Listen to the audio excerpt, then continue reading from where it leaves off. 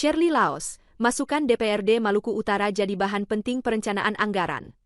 Gubernur Provinsi Maluku Utara, Shirley Laos, mengapresiasi berbagai masukan dan kritik konstruktif yang disampaikan anggota DPRD Provinsi Maluku Utara saat rapat paripurna penyampaian rancangan kebijakan umum anggaran serta prioritas dan plafon anggaran sementara (KUAPPAS) tahun anggaran 2026. Pernyataan tersebut disampaikan Shirley Laos saat diwawancarai wartawan usai rapat paripurna yang berlangsung di kantor DPRD Provinsi Maluku Utara di Sofifi, Kamis, 7 Agustus 2025. Saya sangat mengapresiasi semua masukan dan kritik yang telah disampaikan oleh DPRD Provinsi Maluku Utara. Itu semua menjadi bahan penting bagi kami di pemerintah provinsi untuk memperbaiki dan mempercepat proses perencanaan anggaran ke depan, ujar Shirley Laos. Ia juga menyampaikan permohonan maaf atas keterlambatan dalam penyampaian dokumen KUAPPAS tahun anggaran 2025. Keterlambatan tersebut, kata Shirley, disebabkan faktor teknis yang mengharuskan pemerintah provinsi, Pemprov, Maluku Utara melakukan konsultasi terlebih dahulu ke Kementerian Dalam Negeri, Kemendagri. Kami akui memang ada keterlambatan. Namun, perlu dipahami bahwa kami harus melakukan konsultasi teknis dengan Kemendagri sebelum menyusun dokumen secara final. Appointment yang kami dapat juga cukup terlambat, sehingga semua proses pun ikut bergeser, jelasnya.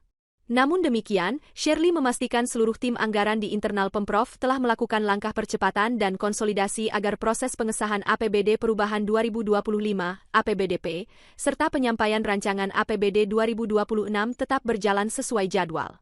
Salah satu poin penting yang disoroti dalam paripurna terkait pendapatan asli daerah, PED.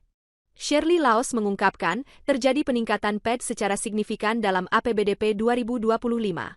PED di perubahan 2025 ini naik dari semula 800 miliar rupiah menjadi sekitar 1 triliun rupiah.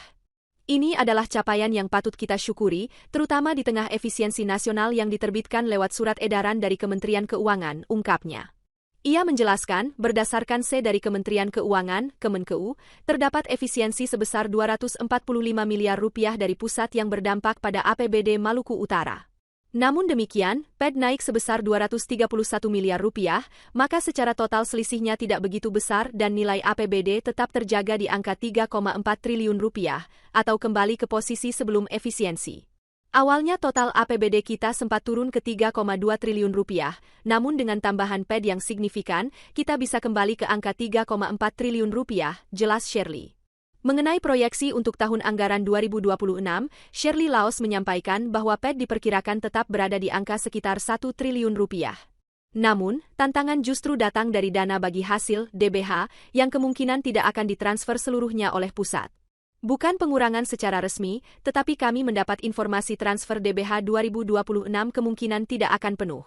Estimasi pengurangannya sekitar 200 miliar rupiah, dan itu tentu akan berpengaruh pada postur APBD ke depan, kata Shirley. Kendati demikian, ia menegaskan bahwa pihaknya masih terus komunikasi dan negosiasi dengan Kemenkeu agar potensi pengurangan tersebut tidak terjadi atau setidaknya bisa diminimalisir. Harapan kami, komunikasi ini bisa menghasilkan kabar baik. Kita ingin jaga agar pembangunan dan pelayanan publik di Maluku Utara tetap berjalan optimal, tandasnya. Download Tribun X sekarang, menghadirkan lokal menjadi Indonesia.